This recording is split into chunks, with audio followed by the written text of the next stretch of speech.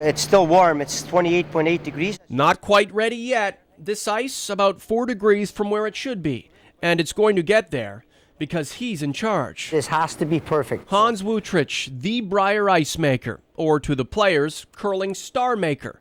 Without him at his finest, no one is. Not really a secret, it's a science. It's done within a thousandth of an inch. Well before that first rock, Hans and his crew of volunteers first dedicate themselves to the creation of curling's version of Utopia. The less you hear from us or about the ice, the happier we are. Some will chase the Hans experience from anywhere. Brisbane, LA, Chicago, London. Nelson is a New Zealander, here exclusively to learn from the master himself. I had time with Hans in a World Curling ice making course. And he's got his work cut out for him because it's an overnight job, literally. Do you know what time it is right now? It's like 0 o'clock. Okay, that's a bit of an exaggeration, but I'm not too far off. Put it this way, my 13-month-old daughter isn't even up yet.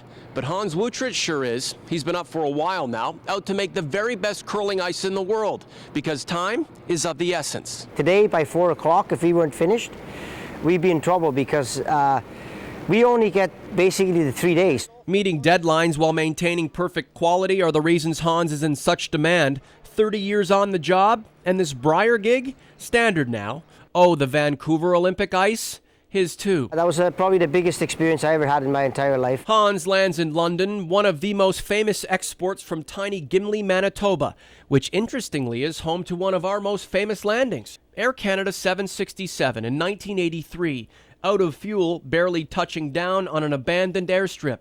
Just about everybody in the town of 5,000 was nearby then. Hans too. We were having a barbecue outside and the plane was going right over us, and we said, geez, that's a quiet plane, that must be a new one. But all my buddies were in the fire department, they're already on their way out there. They'll never forget that one, and we most likely won't forget this one.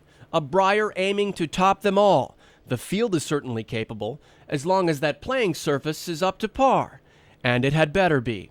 They were microphones. The comments are made when they play. Always constant. Hans has heard it all before, and will hear it again, most likely next Sunday, when yet another curler reaches the sport's pinnacle, having traveled along his ice to get there. It's quite important that it has to be good ice.